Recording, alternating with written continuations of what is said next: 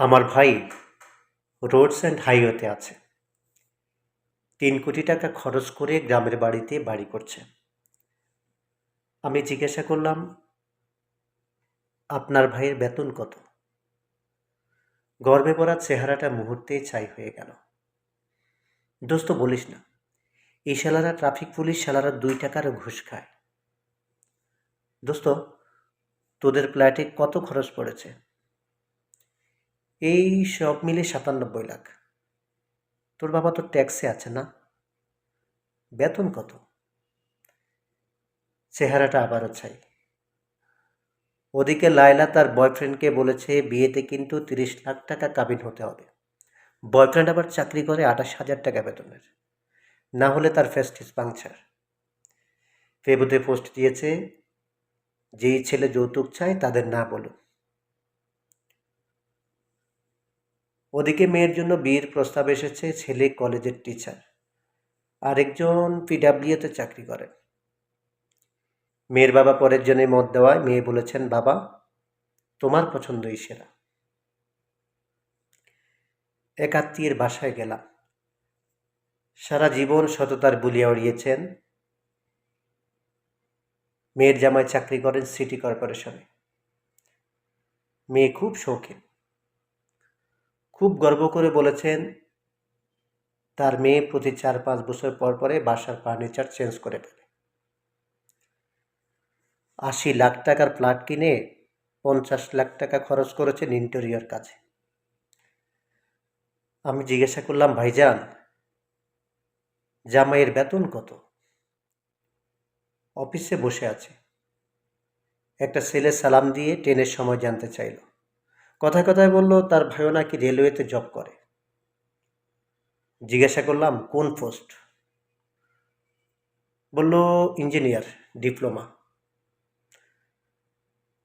তার ভাই নাকি 6-7 বছরে অনেক কিছু করেছে। জিজ্ঞাসা করলাম, তোমার ভাইয়ের বেতন কত? আর কোনো উত্তর নাই। আমরা আসলে এত নষ্ট হয়েছি যে আমাদের কোনো লজ্জা নেই। ঘুষ আমার অধিকার। অথচ কন্ট্রাক্টর 15 টাকার ভাড়া 15 টাকা চাইলেই আমরা বলি এরা মানুষ না, এরা মানুষের টাকা মেরে কিছুই করতে পারবে না। অথচ একটু আগে দেখলাম বাসে বসে মোবাইলে আলাপ করছিল একটা বেসরকারি ব্যাংকের জন্য 9-10 লাখ টাকার ঘুষের আলাপ। কন্ট্রাক্টররা গলা কাটছে শিক্ষিত দুর্বৃত্তরাও। শিক্ষিতদের গলা কাটা আবার বড় নির্মম, দেশটাকে এপার ওপর করে দেয়। কন্ট্রাক্টররা একটা নিদারুণ সত্যি কথা বলে, আপনারা যে কলমের খোঁচায় কোটি কোটি টাকা মাইরা খান, এই হিসাব তো আমরা লই না। কথা সত্য এবং নিদারুণ সত্য। কিছু অসভ্য শ্রমিকদের দেখলাম অ্যাম্বুলেন্সেও গালি দিচ্ছে, আটকাচ্ছে। সেই অ্যাম্বুলেন্স দেখে মনে পড়ে গেল এর চেয়ে ভয়াবহ অসভ্য গোষ্ঠীর কথা, বিভিন্ন ওষুধ কোম্পানির দালালদের কথা, যারা অতি উচ্চ শিক্ষিত ডাক্তার এবং যাদের পেছনে রাষ্ট্রের কোটি কোটি টাকা খরচ হয়। মেয়াদ উত্তীর্ণ ওষুধ আইসিইউতে রেখে গলা কাটা সেই সব অমানুষদের কথা।